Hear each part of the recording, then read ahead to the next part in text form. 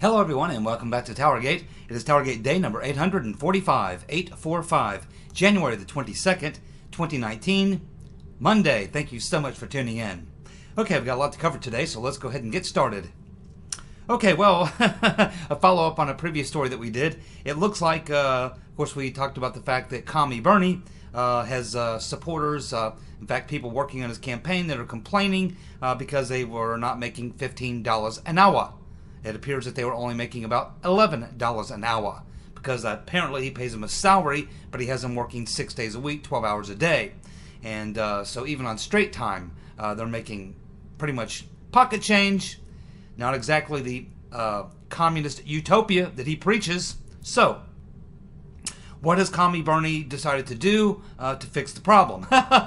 Oh man, you talk about a lesson in communism. So Bernie has decided that instead of raising their pay to meet the $15 an hour threshold, he is going to simply reduce their hours. I'm sure they're happy about that. It's still either way you look at it, it's a problem. So it looks like what's going to have to happen is these people, I guess, will have to go out and get another job or something. I don't know. But they're finding out what it's like under a communist like Bernie. This is how they think. The communist is not going to look for a way to increase the wages. He's going to look for a way to cut the hours. Now, imagine if you apply this to the entire country. And that's what a lot of these commie-crats that work for Bernie are going to start thinking about. They're going to go, wait a minute. Huh. What if Bernie did this across the whole country? How many jobs, how many people would have to go out and start working second and third jobs? Communism isn't all it's cracked up to be, regardless of what Bernie says. And they're finding that out now. Okay, it looks like the Dems, specifically led by the demo commies Nancy and Chuck, Chuck the Cuck and Nancy Pelosi, it looks like they are now blaming Trump for the inhumane conditions at the border. Oh man, can you imagine? The people across this country must be watching these two and thinking that they're schizophrenics.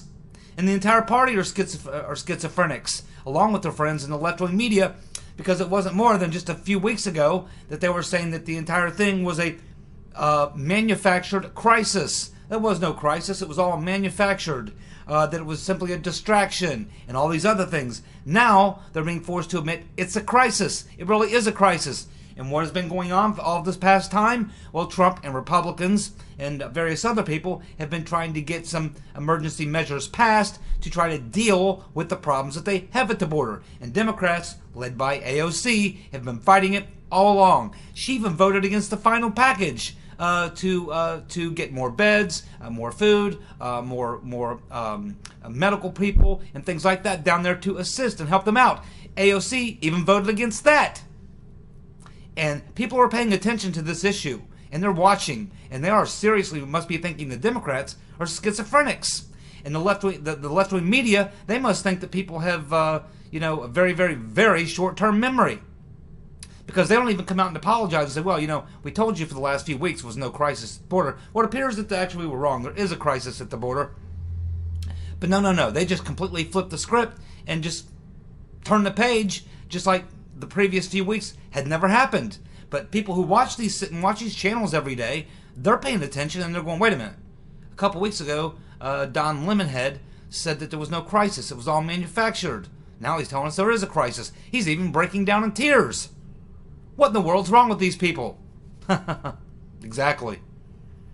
Well, it looks like we have creepy Uncle Joe has planted a wet, sloppy kiss on his granddaughter.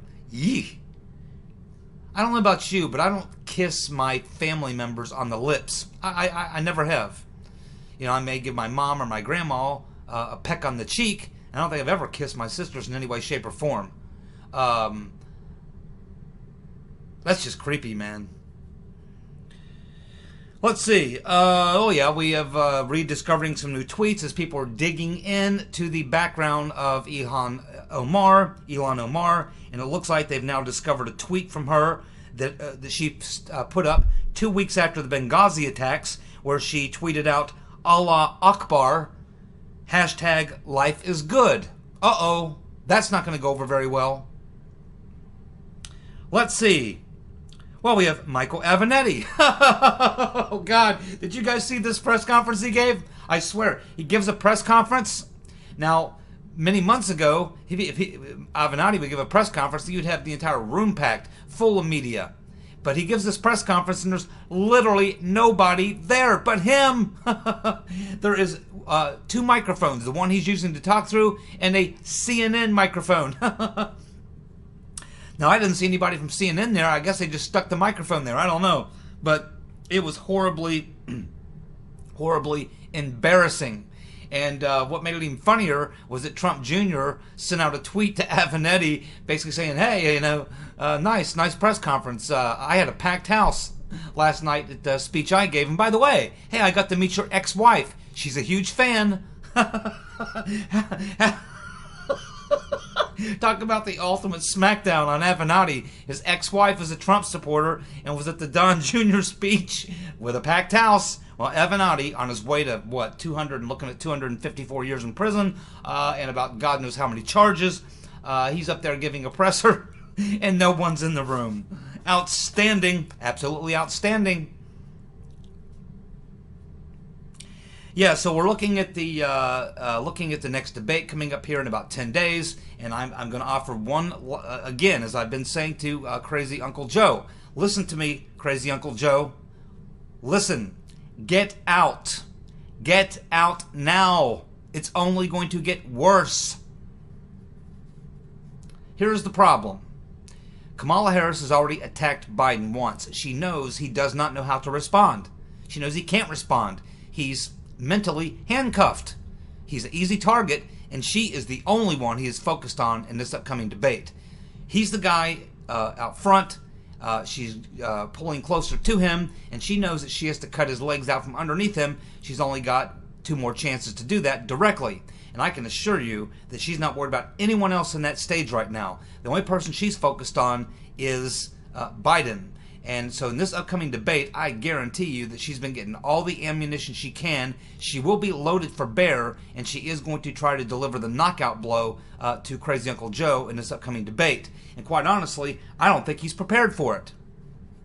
Now, as most of you know, I don't believe Uncle Joe is going to make it for a lot of reasons. But in addition to all the reasons that I've said that have to do with Uncle Joe himself, let's just keep in mind, AOC is the decider. She'll be the deciding factor. At some point, the wild-eyed commie is going to come out and endorse somebody. And we know it ain't going to be Uncle Joe, because she's already been asked about him 2 times on an open mic, and in both cases she's made it pretty clear that she would not support Crazy Uncle Joe.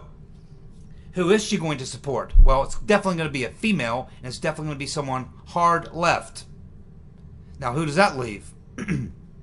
Well, really the only viable females to the hard left is going to be Warren and Harris. And who do you think she's going to go with there? Well, Pocahontas Liawatha, she's awfully white and awfully rich. I'm pretty sure that AOC, when it all comes down to it and the call has to be made, she's going to throw her support behind Kamala.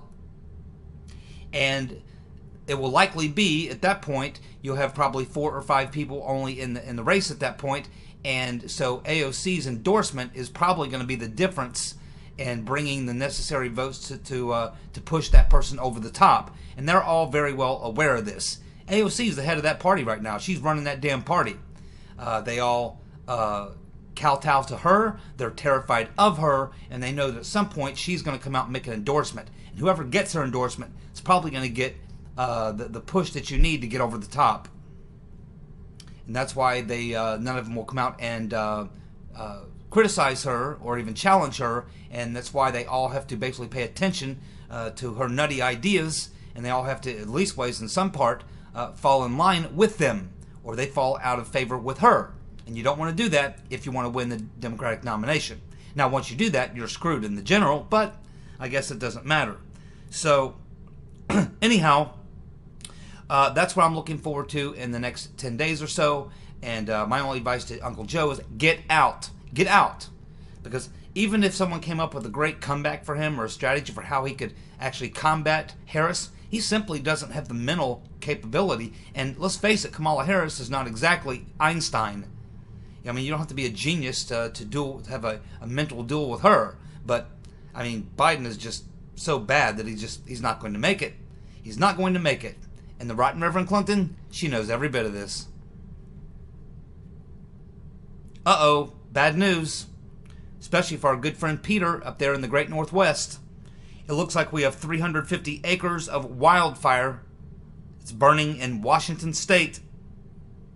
Now, it appears that this fire was ignited because of a generator unit on a wind turbine. And it has ignited grass, brush, and timber, and the fire continues to grow.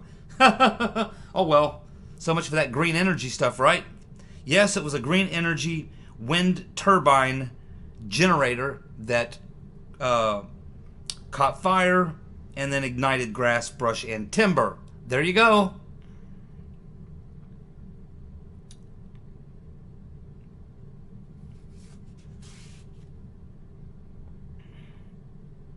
Uh-oh, here's some bad news for Kamala. Maybe Crazy Uncle Joe can use this. I just don't think he can wrap his brain around it or deliver it in such a way that it will be effective. But here you go, Uncle Joe. This is something you could do. Well, probably that you can't do, but you should do. Here we have Kamala, who, by the way, got her start in politics between the sheets, doing the horizontal bop with San Francisco Mayor Willie, what's-his-name, who's a very close friend of the rotten Reverend Clinton. It appears that in 2013, Kamala negotiated a plea deal for San Diego Mayor Bob Filner, who was a serial sexual harasser. So he was able to plead guilty to false imprisonment and battery against 3 women in exchange for a light sentence. He got 3 months of house arrest, 3 years of probation. Normally, you would get a 5-year prison term for that. So there you go, Crazy Uncle Joe. You can use that against Kamala if you can possibly wrap your brain around it and deliver it effectively, which you can't. Get out, Uncle Joe.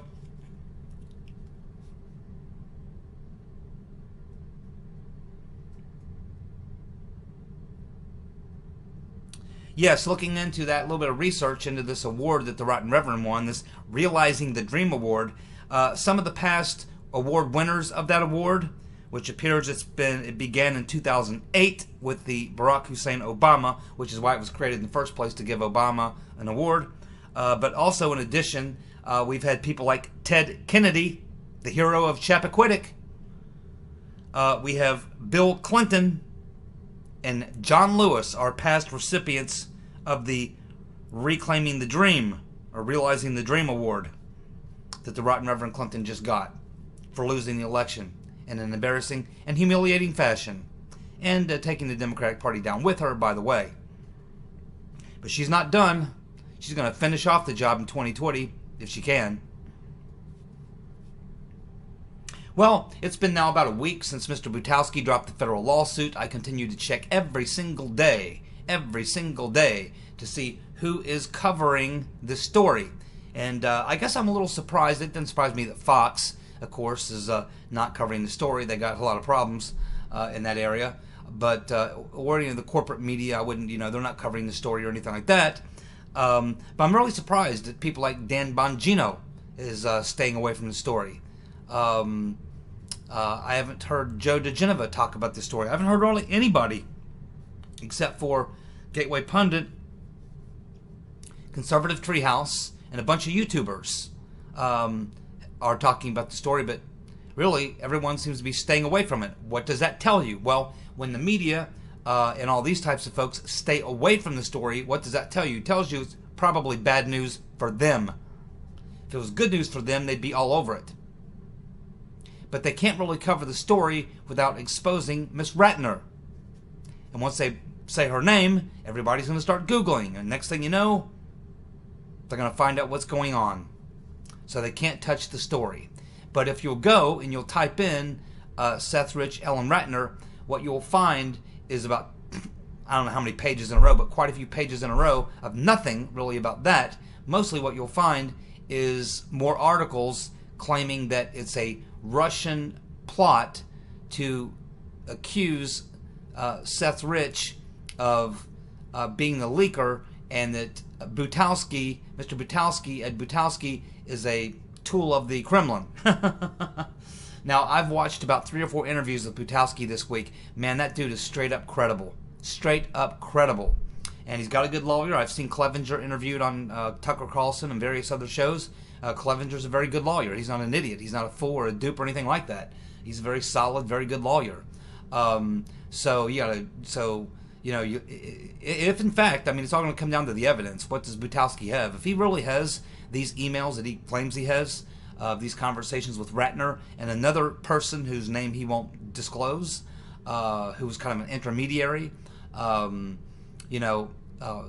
it all looks like it's certainly going to go forward. To me, that's what it looks like. I realize that could change, but at this point, it looks like the lawsuit will go forward. And once it does, I think that they're going to have to cover it. I don't know how long you can bury it, but I'm very surprised and a little disappointed. I haven't seen Jordan or Meadows or any of these people, Bongino, haven't seen any of these people really talking about this federal lawsuit. I mean, it's hugely important. Because if it's true, there goes the whole Russia angle, and that means the entire Russia angle. But everybody's staying away from this story right now for some reason. I don't know why, but I'm following it. I cover it. I look at it every day to see what's going on. But obviously, this story scares a lot of people because they're staying away from it for whatever reason. Maybe it's the big unknown or whatever. Maybe they don't want to have the attacks launched against them. Being a conspiracy theorist, I mean, bringing up Seth Rich, if you're any of these people, could probably have serious short-term blowback. I think long-term, it's a win, but short-term, it's blowback. But if you're in that position, why take the risk? I take no risk because I'm not running for any office, and because I'm a full hardcore believer, as I have been for a very long time, that Seth Rich was the leaker, and I think Julian Assange basically told us that a long time ago. I think all this does is confirm it. And also, if many of you have seen that, or listened to, I should say, that conversation between Butowski and Seymour Hersh. Now, keep in mind, it was Seymour Hersh who called Butowski. It wasn't the other way around. It was Seymour Hersh who called Butowski. Now, he didn't know Butowski was recording him, but, that's just how it goes. If anything, that tells me it makes it more honest, because Hersh maybe would have held back and didn't say some of the things that he said in that phone conversation if he knew he was being recorded. But he didn't know he was being recorded, which tells me we probably got the straight, honest scoop from Hersh. So that's another important factor. And of course, we know Hersh said in that phone call that he had the story a long time ago that Seth Rich was the leaker, and he got the information from high-level FBI source that he has had for years, and he says he actually went and read the file, and he says the FBI has the files. And so that's what Seymour Hersh said. It had nothing to do with Miss Ratner or anyone else. It was directly an FBI agent who went and read the file and told Hersh what it said. So, we'll keep following the story and find out where it goes, but the silence is deafening.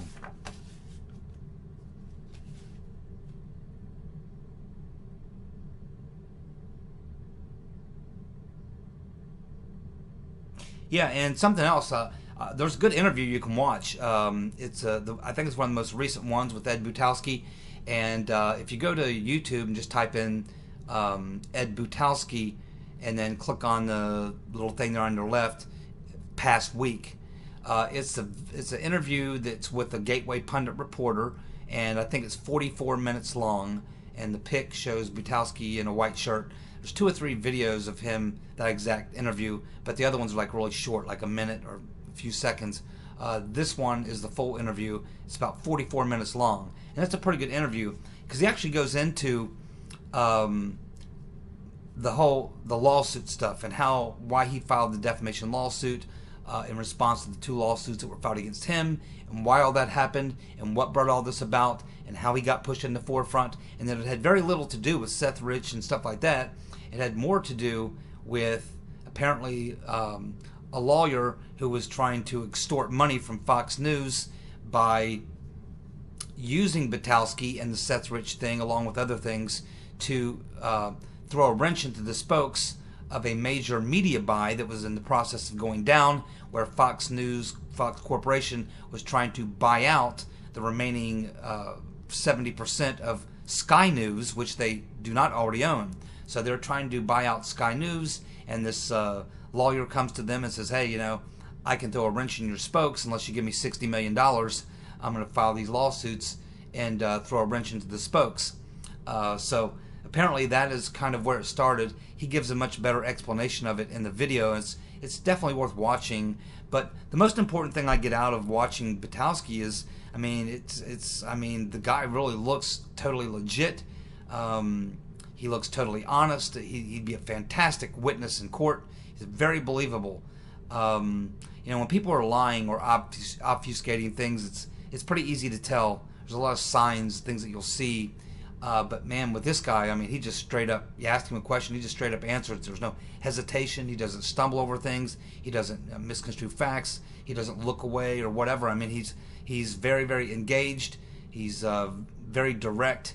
And generally when people are responding that way, they're telling the truth. And I think he looks very, very credible. And he's got a good attorney. And if he actually has the evidence he claims he has of these emails, then I don't see how this case can possibly be stopped from going forward. And if it does go forward, at that point, it's going to have to be covered. And it'll be interesting to see who's the first one to jump on board. Of course, when the left wing jumps on board, it will be immediately a major attack on Butowski, Ratner, his lawyer, the whole group. They'll try to kill the messenger. That's the only real thing they can do. Okay, let's see where we are now. It's time to go through the dumbass of the week. I don't believe it's any surprise who the dumbass of the week is going to be this week. It's fairly obvious. And that would be, of course, what a lot of people are referring to as the Squad. Of course, I call them the 4 horsewomen of the apocalypse, but call them whatever you like. We're talking about, of course, Tlaib, Cortez, Omar, and this other member whose name can't remember, don't care, doesn't even matter to me. She's just a black freshman female member of Congress who's partnered with the other 3 losers in this effort to destroy the Democratic Party, and they don't even know it. They're Trump's best ally. Trump has made them the face of the Democratic Party. He's going to continue to do that every single day because he knows it's easy money. Because he knows that these 3 will not shut up. They will not shut up. He is going to make sure every day to tweet something that will trigger them so that they'll come out and say something crazy, in which point he'll keep them on the front page and he'll force Democrats to defend him, and he'll continue this as long as he has to. And I think he can go all the way to the 2020 campaign because nobody's going to be able to shut these 3 up. And even if Pelosi and Schumer and the leadership call him in the office, if they do and say, hey, you guys have to tone it down, you have to stop responding to Trump, blah, blah, blah, blah, blah, go ahead and try that. Watch what happens. They will immediately go out, get on their phones, get on Twitter, and then talk about how Nancy and Chuck are trying to silence them and blah, blah, blah, blah, blah, the whole 9 yards. And they will totally turn and retaliate. These 3 are not going to shut up. They're not going to back down. They're going to continue to spout their craziness and continue to allow themselves to be played like fiddles by the master troll, President Trump. They just have no idea. They have no idea. So it's all very entertaining for all of us to watch while we await the hopeful, inevitable takedown of the deep state that hopefully Mr. Barr and Mr. Durham are going to be getting to shortly, as we all are losing our patience. Now, as I just said, it wasn't even close this week. When you take all the votes for the Squad as a group and all the votes for the 3 of them individually, that's pretty much it. Besides Douglas getting a couple votes. Sorry, Douglas, I'm just having some fun with you, brother. Douglas suggested we get rid of Dumbass of the Week. I'm like, okay, yeah, watch this. I'll just mention that, and let's see how that goes. Now, when people stop participating, when people stop voting, when people stop giving a shit, I'll stop doing it. But right now, we get a lot of people that participate and seem to enjoy it, and after all, it's 10 minutes of one video. I do 7 videos a week. It's 10 minutes of one video to have a little fun. So until people are tired of it, we'll keep doing it, I guess. So I don't mind it. So anyway, let's go ahead and go through some of the comments, and then we'll see who wins. I think we already know who wins. I guess it's a question that comes in second and third, and that shouldn't be much of a surprise either. Okay, so we had Roy C. He went with the Jihad Squad. Dennis Waddell, AOC. Joe Moss, Omar. Turbo Jones, Bernie. Lee, the Squat Squad. Well done, Lee. The Squat Squad. That's a good one. Peter James, he went for the 4 nags of the apocalypse. 4 nags of the apocalypse. The West Coast straw haters. And of course the Tacoma Antifa firebomber. Yes, indeed. That guy's a whack job. Okay, so thank you, Peter. Peter James up in the Great Northwest, holding down the fort. Patty Willing, the Squad. Patty usually gets it right, and she sure did this week in a big way. Mona Lisa, the Squad. Lori Holt, the Squad, and Pelosi. Lori Holt, the Squad. I'm sorry, Mona Lisa went with the Squad. Lori Holt, the Squad, and Pelosi. Walker on the Hill. He's going with the 4 horsewomen of the apocalypse. Peter Swales. Douglas. Okay, Jamie, the Squad. Linda Martin, the Squad. Lightwater went with Omar. She's causing the hard left to go crazier than they are. Yes, she is. Oh, my goodness, and then some. And she's got a lot of problems. Just, you know, if things continue, people continue to investigate her. We find out new things every day. I mean, she could be in serious legal trouble, booted out of Congress, and by that point, they will have all put their hopes and dreams on her. And we've already propped her up to being some sort of a hero or a heroine, and she'll go down the tubes, a lot like Avenatti. That would be just par for the course, the way the Democrats have been playing the last 18 holes. So we also have Gene. He went with Omar, Pelosi, and Tlaib. Solid picks. Yeah, because we can't forget, I mean, Pelosi, if it wasn't for the Squad, Pelosi would have it nailed down this week with that stunt that she attempted to pull this week in Congress. That was a mess. Let's see. So Gordon going with the Squad. Kilda is going to go with Omar. Jenny, she likes Omar. Gregory, he's going with the common man.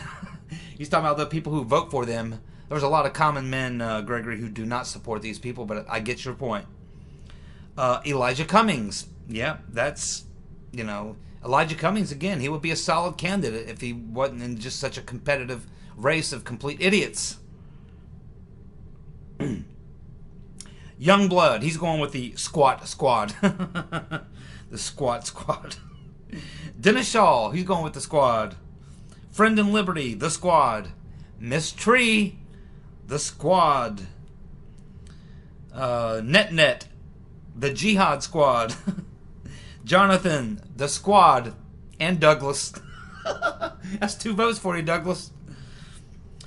Beautiful Brown, she likes Avenatti and thinks he should deserve honorable mention. And you're absolutely correct. You're absolutely correct there, Beautiful Brown. Again, just like Pelosi and some of these others, I mean, they are strong contenders. But when you're going up against the 4 horsewomen of the apocalypse, the Squat Squad, when you're going up against these people, I mean, this is, I don't know how you beat them. They've set stupid to a new level. And they're just hard to beat. But you're right, Avenatti, that press conference was hilarious. And of course, Trump Jr.'s tweet afterwards, showing a pic where he actually took a pic with Avenatti's ex-wife wearing her Trump hat. It was even better. What a beatdown. So thank you there, Beautiful Brown. Now we have Mrs. Miggins.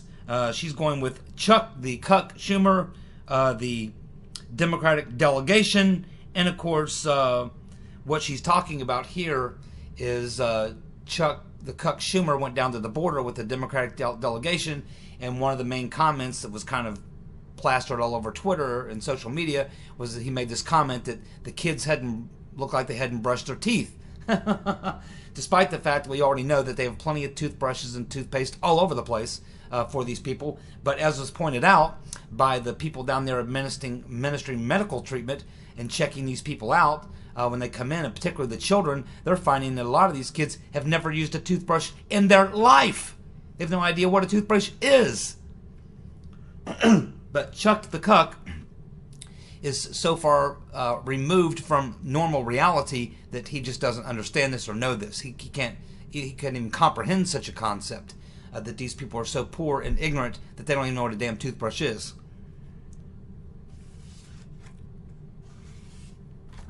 So there we have it. I mean, the tally for the squad was like 5, 10, 15, 20, 22. Looks like 23 votes for the squad alone, not to mention how many votes Omar, Tlaib, and AOC got on their own. If you were to total all that up, I mean, they totally dominated this week's Dumbass of the Week. So it should be no secret that the squad is going to have it locked in. No one's even close. But it looks like we had Pelosi coming in second place, a distant second place. And that's hard to believe, because any other time that stunt she pulled would have gotten her an easy first place win. But it looks like Pelosi this week robbed by the squad. They're just killing her, aren't they? Every time Pelosi turns around, the squad's beating her, eating her lunch. She has become almost irrelevant. She has completely lost control of the caucus. She no longer controls the caucus whatsoever. What's amazing about this is that she says, you know, well, they only had 4 votes. But, you know, when you look at the agenda and you look at the Democratic candidates running for president, they are terrified of AOC because, as I said earlier, ultimately AOC is going to come out and endorse somebody, and she is probably going to put that person over the top. And another big reason, again, as I said earlier, why I don't think Biden's going to make it is that AOC is not down, nor will the other 3 horsewomen of the apocalypse be down with Crazy Uncle Joe. And so I just don't see him making it. I think ultimately AOC and the 4 horsewomen of the apocalypse, the squat squad, I believe that they are ultimately going to put their support behind Kamala. That's who I think that they're going to put their support behind, and that would be fine with me. She's got a lot of problems. Coming in third place would be AOC individually, not to mention how many votes she got as being part of the squat squad. So there you go, the Jihad squad. That's good too. So there you go. Number 1, Dumbass of the Week with no contest, the squad. Number 2, Madam Botox. And number 3, the wild-eyed commie, AOC. Thank you so much for tuning in. We'll be back tomorrow with more TowerGate. You guys enjoy your evening. See you. Bye.